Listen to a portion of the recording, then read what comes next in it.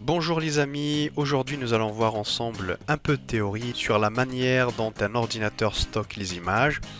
Bien évidemment, nous n'allons pas entrer dans les détails, nous allons juste survoler quelques concepts de base qui vont nous permettre de comprendre les différentes manipulations qu'on va effectuer sur des images avec OpenCV.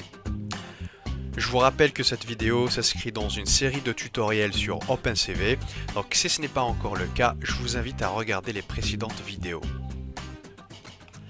Il faut savoir qu'il existe plusieurs représentations des couleurs pour les images. Dans cette vidéo, nous allons nous intéresser aux images en noir et blanc, aux images en niveau de gris et enfin aux images en couleur. Commençons donc par l'image en noir et blanc. Je divise mon image en petits éléments. Chaque élément est ce qu'on appelle un pixel.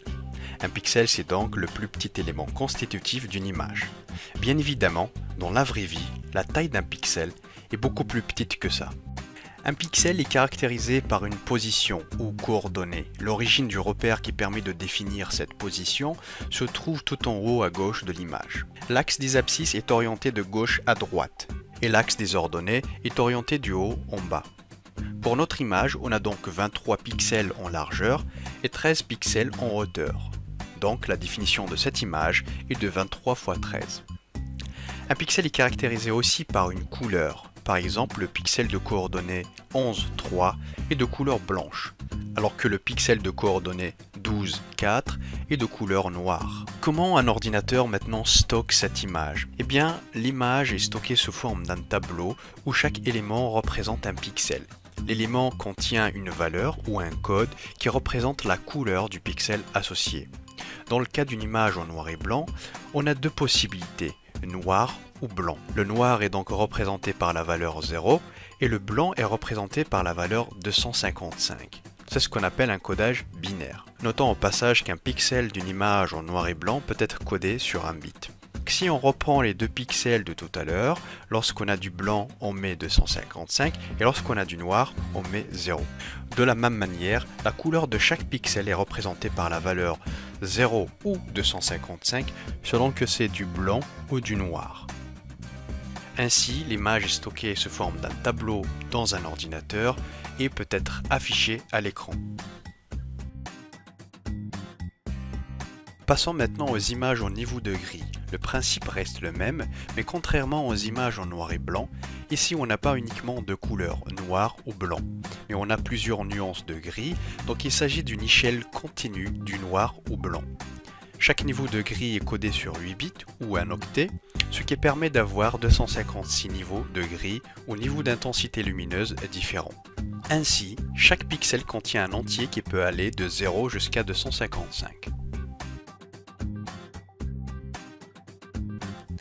On arrive maintenant aux images en couleur.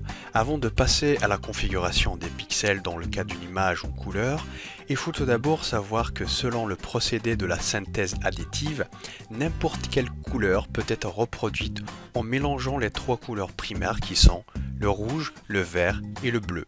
Donc si je mélange par exemple ces trois couleurs primaires avec une intensité de 100% pour chacune de ces couleurs, on obtient la couleur blanche. L'absence de ces couleurs, c'est ce qui donne du noir. Si on joue avec l'intensité de chaque couleur, on peut reproduire différentes couleurs, comme par exemple cette couleur ou cette couleur. Finalement, pour les images en couleur, un pixel contient un couple de trois valeurs différentes. Chaque valeur représente le degré ou le niveau d'intensité de chacune de ces couleurs primaires.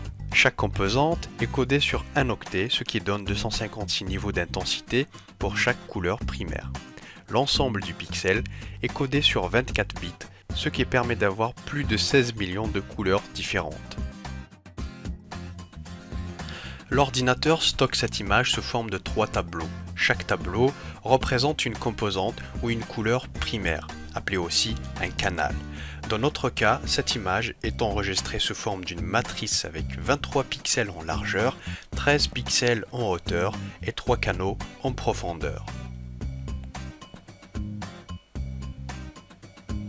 On arrive à la fin de cette vidéo. Nous avons vu ensemble très brièvement comment une image est stockée et traduite par un ordinateur. Dans la prochaine vidéo, nous allons continuer avec des cas pratiques pour mieux comprendre ce qu'on a vu dans ce tuto. Si cette vidéo vous a plu, n'hésitez pas à la liker et à vous abonner à ma chaîne. Merci de votre attention et je vous dis à bientôt.